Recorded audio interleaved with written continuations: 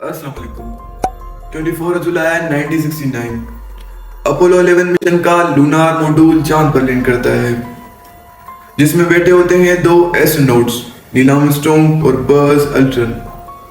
चांद पर लैंड करने के बाद नील आर्मस्ट्रॉन्ग दरवाजा खोलने की कोशिश करते हैं। प्रेशर ज्यादा होने की वजह से ये दरवाजा खोलना इतना आसान नहीं था, लेकिन कुछ स्ट्रगल के बाद नील आर्मस्ट्रॉन्ग दरवाजा खोलने में सक्सेसफुल रहते हैं।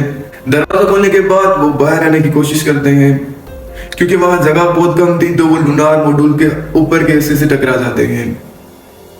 इस टकराने की वजह से उस लूनार मॉड्यूल का एक छोटा सा हिस्सा उठकर नीचे गिर जाता है। वो दोनों इस बात से बिल्कुल बेखबर रहते हैं, क्योंकि वहां हवा बिल्कुल नहीं थी। नो एयर होने की वजह से वहां आवाज ट्रेवल नहीं कर सकती, तो उस आवाज ना होने की वजह से वो उस बात से बिल्कुल बेखबर थे। और ये जो हिस्सा टूटा था वो बहुत जरूरी हिस्सा था लूनार मॉड्यूल का, असेंड इंजन आर्मिंग स्विच।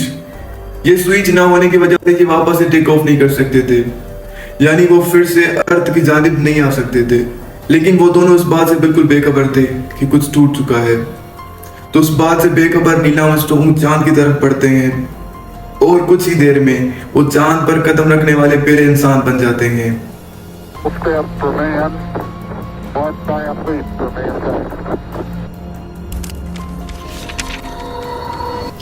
लेकिन आज जब 50 से ज्यादा साल गुजरने के बाद लोग इस बात को मानने से इनकार कर देते हैं कि आज तक चांद पर भी कोई गया है, और वो अपने आप में कुछ थ्योरीज बनाते हैं, जैसे कि अगर चांद पर हवा नहीं तो झंडा कैसे लहरा रहा है।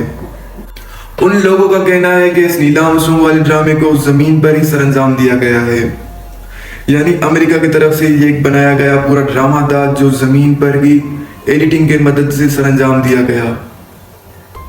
क्या है इसके पीछे की सच्चाई, आइए जानते हैं इस वीडियो में। मैं हूं उमेर अहमद और आप देख रहे हैं इन्फो बाय उमेर। चैनल को सब्सक्राइब जरूर करें और पास में दिए बेल आइकन को दबाना बिल्कुल भी ना भूलिएगा। वीडियो अगर अच्छी लगे तो वीडियो को लाइक करना और कमेंट करने में कोई भी गुनाह नहीं, तो ज़रूर कीजिएगा। चलते हैं वीडियो की तरफ। 1, 0, all engine running. We choose to go to the moon in this decade and do the other thing. Not because they are easy, but because they are hard. Houston, we see you on a terrible over. Tranquility Base here. The Eagle has landed. That's one small step for man, one दोस्तों, ये सुनने के बाद आपको शायद थोड़ी सी हैरानगी होगी कि इस अपोलो 11 मिशन को पूरा प्लान करने के लिए इसके पीछे एक वार थी। जी हाँ, एक वार। अगर इसको ठीक तरीके से कहा जाए तो कोल्ड वार, जो सोवियत यूनियन और अमेरिका के बीच में चल रही थी। इन दोनों कंट्री के बीच में स्पेस में जाने के लिए एक रेस चल रही थी। साल 1957 में सोवियत पहला कंट्री बन जाता है दुनिया का जो पहली आर्टिफिशियल सैटेलाइट स्पेस में लॉन्च करता है, जिसका नाम स्पुतनिक था, और यह पहला मैन मेड ऑब्जेक्ट था जो अर्थ की ऑर्बिट में प्लेस किया गया। अमेरिकन गवर्नमेंट ये देखकर शॉक्ड हो जाती है कि सोवियत हमसे आगे कैसे निकल गया। कुछ मंथ गुजरने के बाद 1958 में अमेरिका भी अपनी सैटेलाइट लॉन्च करता है स्पेस में।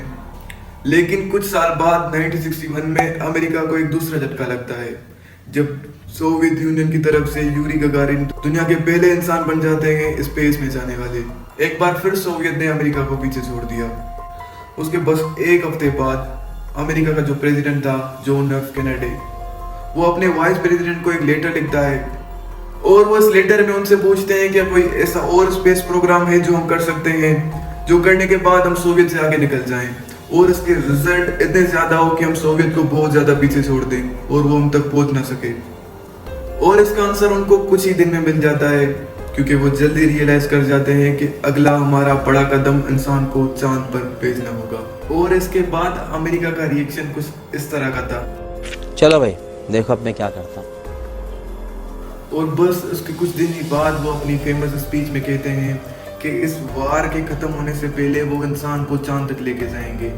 और फकत इतना ही नहीं, बल्कि जो इंसान चांद तक जाएगा उसको जिंदा सलामत सेफली वापसी अर्थ तक भी लेके आया जाएगा, यानी जिंदा सलामत वापसी जमीन तक भी लेके आएंगे। Before this decade is out, of landing a man on the moon and returning him safely to the earth. बहुत से लोगों के लिए ये बिल्कुल अनबिलीवेबल अनाउंसमेंट थी, क्योंकि साल 1961 इमेजिन करो दोस्तों, कोई जीपीएस नहीं था, कोई इंटरनेट नहीं था, और सिर्फ कंप्यूटर थे, वो भी पुराने घसे पिटे। और ऐसे टाइम में ये अनाउंस कर रहे हैं, यानी प्रोमिस कर रहे हैं कि इंसान को चांद पर भेजा जाएगा। इसके लिए अगले वो अपने 5 साल 7 से 9 बिलियन डॉलर स्पेस एजेंसी को देते हैं इस पे काम करने के लिए। पूरी स्पेस एजेंसीज इस काम को सरअंजाम देने के लिए काम पे लग जाती हैं। कुछ ही महीने बाद टेस्टिंग ऑलरेडी शुरू हो जाती है। सबसे पहले ये टेस्ट करते हैं उन रॉकेट्स को जिसका इस्तेमाल ये अर्थ से बाहर जाने में करेंगे। फिर टेस्टिंग करी जाती है कमांड मॉड्यूल के हीट शीट्स की, कितना वो गर्मी से बचा पाएंगे। 1963 से लेकर 1967 तक बहुत सारे ऐसे टेस्ट किए जाते हैं जो कि बिल्कुल अनमेन होते हैं, यानी इनमें कोई इंसान नहीं बैठा होता, बस सिर्फ टेस्ट होते हैं। फरवरी 1960 में ये पहले मेन टेस्ट की तैयारी करते हैं, यानी एक ऐसा टेस्ट जिसमें वाकई एस्ट्रोनॉट स्पेसक्राफ्ट में बैठकर स्पेस तक जाएंगे। इस मेन मेड टेस्ट को नाम दिया जाता है अपोलो 1 का। लेकिन बदकिस्मती से उस स्पेसक्राफ्ट जो स्पेस में जाने के लिए प्रिपेयर हो रहा था, उसमें अर्थ पर ही आग लग जाती है, और उस आग लगने की वजह से वो तीनों एस्ट्रोनॉट जो स्पेस में जाने के लिए प्रिपेयर हो रहे थे, वो तीनों मारे जाते हैं। इस दर्दनाक हादसे के बाद नासा अभी तक हार नहीं मानता और फिर से अपने मिशन जारी रखता है। अपोलो 4, अपोलो 5 और अपोलो 6 ये सारे मिशन फिर से अनमेन होते हैं, यानी इसमें कोई इंसान नहीं बैठा होता, ये फकत सिर्फ टेस्ट के लिए होते हैं। अक्टूबर 1968 में अपोलो 7 मिशन लॉन्च किया जाता है। एक बार फिर से अटेम्प्ट किया जाता है कि इंसानों को स्पेस तक लेके जाएंगे, और ये सक्सेसफुल रहता है। सिर्फ 2 महीने बाद दिसंबर 1968 में अपोलो 8 मिशन लॉन्च किया जाता है, जिसमें 3 एस्ट्रोनॉट्स को बिठाकर चांद के पास भेजा जाता है। और फिर बस कुछ महीने बाद मार्च 1969 अपोलो 9 मिशन लॉन्च किया जाता है। अपोलो 11 का लूनार मॉड्यूल टेस्ट किया जाता है, यानी वो हिस्सा जो चांद पर लैंड करेगा। और बस 2 महीने बाद 1969 में अपोलो 10 मिशन लॉन्च किया जाता है। इस मिशन में 3 एस्ट्रोनॉट को ऑलमोस्ट हर चीज़ की प्रिपेयर कराया जाता है जो अपोलो 11 में कराई जाएगी एक्सपेक्ट चांद पे उतरने के। अब स्पीड देख रहे हो नासा की, हर 2 से 3 महीने के बाद एक नया मिशन लॉन्च किया जा रहा है। रॉकेट टेस्टिंग, एयरक्राफ्ट टेस्टिंग, चांद पर उतरने की टेस्टिंग, और इन सब टेस्टिंग के बाद 16 जुलाई 1969 को अपोलो 11 मिशन लॉन्च किया जाता है। 2, 1, 0, all engine running. Liftoff. We have a liftoff. 32 minutes past the hour. Liftoff on Apollo 11. इस मिशन का हिस्सा थे 3 एस्ट्रोनॉट्स। 38 साल के नील आर्मस्ट्रॉन्ग जो कि इस मिशन को लीड कर रहे थे, कमांड के मॉड्यूल पायलट माइकल कॉलिन्स और लूनार मॉड्यूल के pilot Edwin Buzz Aldrin. Apollo 11 mission के बाद ये तीनों नाम इतिहास की किताबों में लिखे जाते हैं। इनमें से नील आर्मस्ट्रॉन्ग और बज़ एल्ड्रिन तो बड़े जाने पहचाने नाम है, लेकिन माइकल कॉलिन्स को इतना कोई नहीं जानता। क्यों है ऐसा? अगर इसके साथ इतनी नाइंसाफी क्यों? इसके पीछे एक इंटरेस्टिंग वजह है जो आगे जाके आपको मैं बताऊंगा।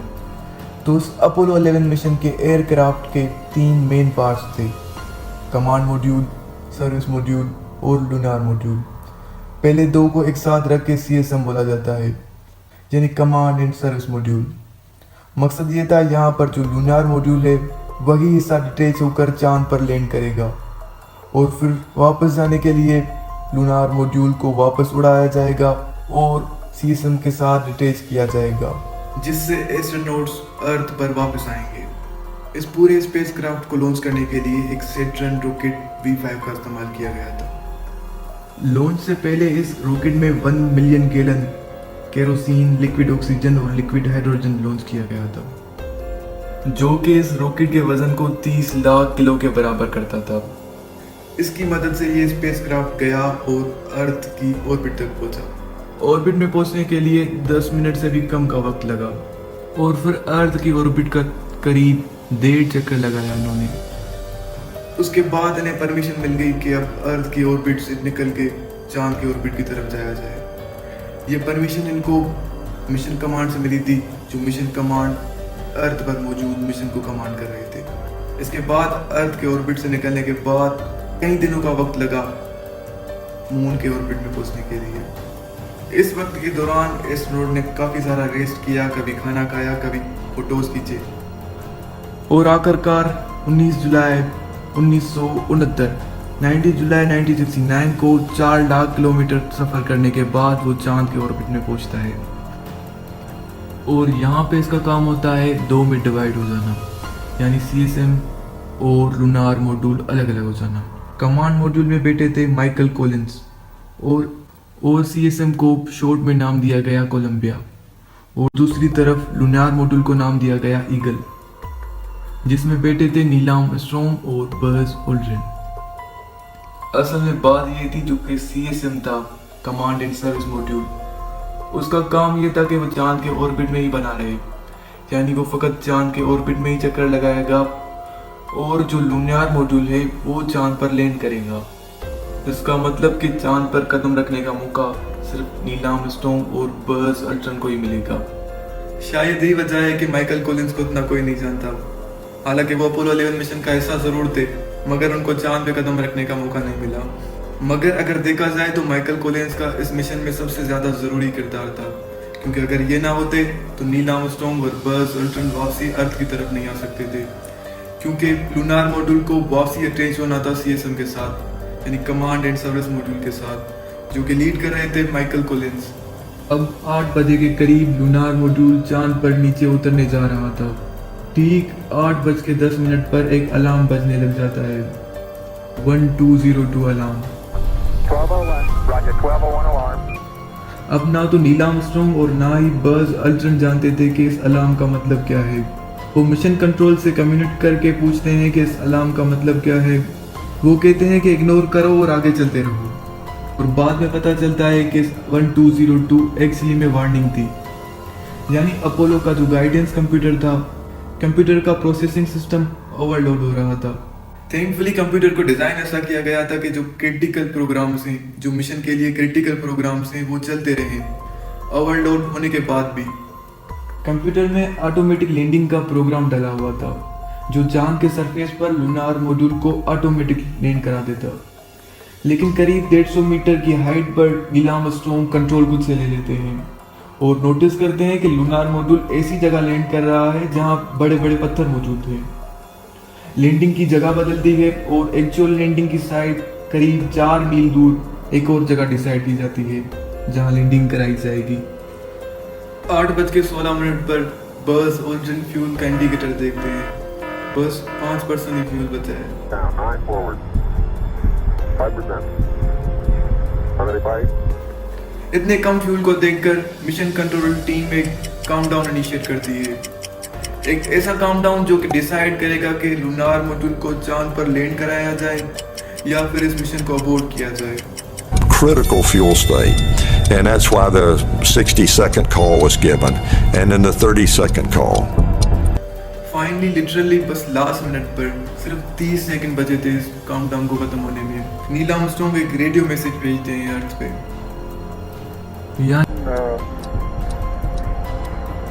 Tranquility Base here. The Eagle has landed. Roger, Tranquility. यानी कि ईगल सक्सेसफुली लैंड कर चुका है। फिर नील आर्मस्ट्रॉन्ग अपना स्पेस सूट तैयार करते हैं, दरवाजा खोलते हैं और चांद पर अपना पहला कदम रखते हैं। Okay, Neil, we can see you coming down the ladder now. इस मोमेंट को 650 मिलियन लोग लाइव देख रहे थे अपने घरों से टेलीविजन पर। उनके पहले लफ्ज दुनिया को सुनाई देते हैं।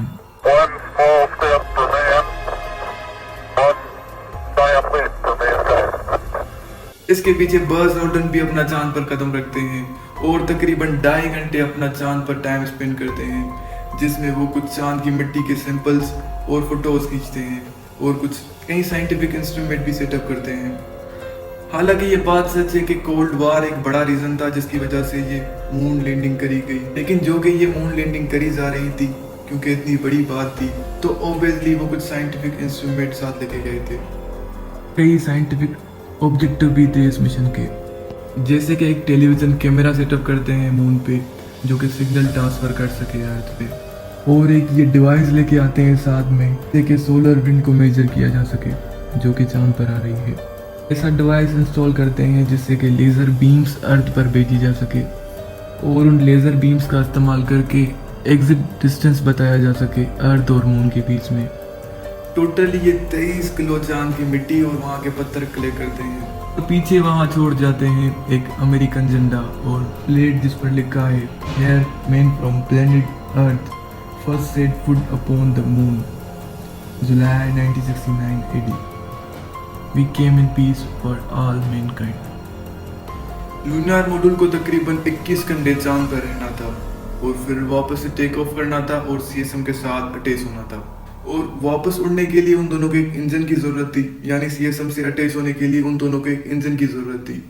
और वो दोनों उस बात से बिल्कुल बेखबर थे कि जब बाहर निकल रहे थे उस वक्त इन दोनों से गलती से स्विच छूट गया था जो इंजन को ऑन करता है।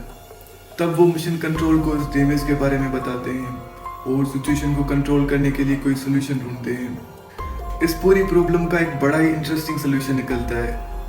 स्विच क्या होता है? स्विच बेसिकली एक इलेक्ट्रिक सर्किट को वापस जोड़ने का काम करता है। बस ऑल्ड्रिन ने रियलाइज किया कि अगर वो स्विच टूट चुका है तो उसकी जगह में कोई ऐसी चीज़ यूज़ करूं जिससे मैं वो स्विच को वापस जोड़ सकूं। वो अपने आसपास देखते हैं और उनको अपना बॉयल पॉइंटर पेन दिखाई देता है। वो उस बॉयल पॉइंटर पेन का इस्तेमाल करते हैं उस सर्किट को वापस जोड़ने के लिए और इंजन को वापस चालू करने के लिए। फाइनली इंजन चालू हो जाता है और लूनार मॉड्यूल CSM के साथ अटैच हो जाता है और वो अपना रुख अर्थ की जानिब मोड़ते हैं। अर्थ पर लैंड करने के लिए प्लानिंग थी कि कमांड मॉड्यूल और सर्विस मॉड्यूल को एक दूसरे से अलग किया जाए, क्योंकि सर्विस मॉड्यूल अर्थ के एटमॉस्फेयर की वजह से वहाँ पर डिस्ट्रॉय हो जाएगा। लेकिन यहाँ पर खतरा ये था कि अगर सर्विस मॉड्यूल ज़्यादा ख़राब हो गया, उसके टुकड़े इधर उधर उड़ने लग गए, कमांड मॉड्यूल के साथ टकरा जाते हैं और एस्ट्रोनॉट्स कमांड मॉड्यूल में जो बैठे हुए हैं वो मारे जा सकते हैं। इसको अवॉइड करने के लिए नासा का प्लानिंग था कि कमांड मॉड्यूल में थ्रस्टिंग होगी जो कि सर्विस मॉड्यूल के पार्ट्स को यहाँ से दूर ले जाएगी ताकि वो टकराए ना कमांड मॉड्यूल से। लेकिन जब वो वापस लौट रहे थे अर्थ की जानिब तो उनको पता लगता है कि कमांड मॉड्यूल की थ्रस्टिंग तो काम ही नहीं कर रही। तीनों एस्ट्रोनॉट्स कमांड मॉड्यूल में बैठे देख रहे होते हैं कि अपने पास सर्विस मॉड्यूल कैसे डिस्ट्रॉय हो रहा है, उसके टुकड़े इधर उधर उड़ने लग रहे हैं। और ये बहुत बड़ा मिरेकल होता है कि उसके टूटे हुए टुकड़े कमांड मॉड्यूल को हिट नहीं करते और कमांड मॉड्यूल बिल्कुल सेफ रहता है। इस मिशन में उन तीनों के मरने का रिस्क इतना ज्यादा था कि यूएस प्रेसिडेंट निक्सन ने इस मिशन में उन तीनों एस्ट्रोनॉट्स के मरने का रिस्क इतना ज्यादा था कि यूएस प्रेसिडेंट निक्सन ने एक अल्टरनेट स्पीच तैयार कर रखी थी, लिटरली एक पूरी स्पीच इन केस अगर वो मारे जाएं। और इन्होंने इस स्पीच में लिखा था कि Men who went to the moon to explore in peace will stay on the moon to rest in peace. These brave men, Neil Armstrong and Edwin Aldrin, know that there is no hope for their recovery. These two men are laying down their lives in mankind's most noble goal, the search for truth and understanding. लेकिन thankfully ऐसा हुआ नहीं और वो तीनों safely अर्थ के atmosphere के अंदर आ गए। उन्होंने पैराशूट ऑन किया और सेफली समंदर में जंप किया। तीनों के तीनों एस्ट्रोनॉट्स जिंदा हैं और सेफ हैं। इन तीनों एस्ट्रोनॉट्स को समंदर में ही रेस्क्यू किया जाता है और ये वाकई इन लोगों के लिए मिरेकल की तरह था कि जिंदा सलामत वापसी आ सके इस मिशन से, क्योंकि इस मिशन से जिंदा वापस आने के चांसेस बहुत कम थे। ऑलमोस्ट हर स्टेप पर इन लोगों को प्रॉब्लम फेस करनी पड़ी, लेकिन इन लोगों ने उस प्रॉब्लम से सक्सेसफुली डील किया और सेफ बचकर वापस आ सके। एक इंटरेस्टिंग बात यह है कि एक हफ्ते तक इन तीनों एस्ट्रोनॉट्स को क्वारंटाइन किया गया, क्योंकि खतरा ये था कि कोई बैक्टीरिया या कोई वायरस जो चांद पर हो और इन लोगों को लग गया हो और ये यहाँ पर फैल जाए। लेकिन थैंकफुली फिर से ऐसा कुछ हुआ नहीं। अपोलो 11 का ये मिशन दुनिया भर की खबरों में शामिल हो जाता है और USA president John F Kennedy जो बात कही थी कि ये वार खत्म होने से पहले चांद पर कदम रख के दिखाएंगे, नासा ने कर दिखाया। In 1969, the public had little reason to question mankind's historic first step on the moon. After all, the achievement was a celebration of technological supremacy.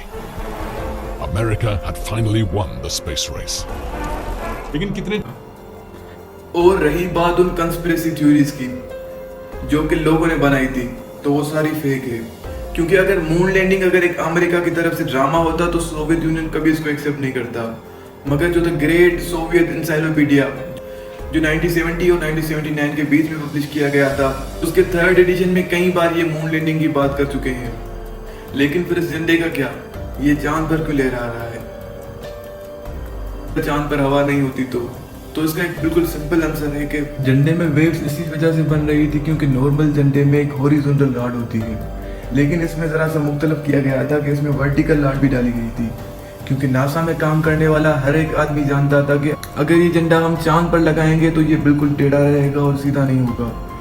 तो उन लोगों ने इसमें एक वर्टिकल रॉड भी डाली थी ताकि झंडा हमेशा ही फ्लैट दिखे, और ये वेव बस उसी वजह से कर रहा है जब एस्ट्रोनॉट्स ने उसको पकड़ा हुआ है, यानी जब एस्ट्रोनॉट्स उसको लगा रहे होते हैं बस उसी टाइम ही वेव करता है, उसके बाद नहीं करता।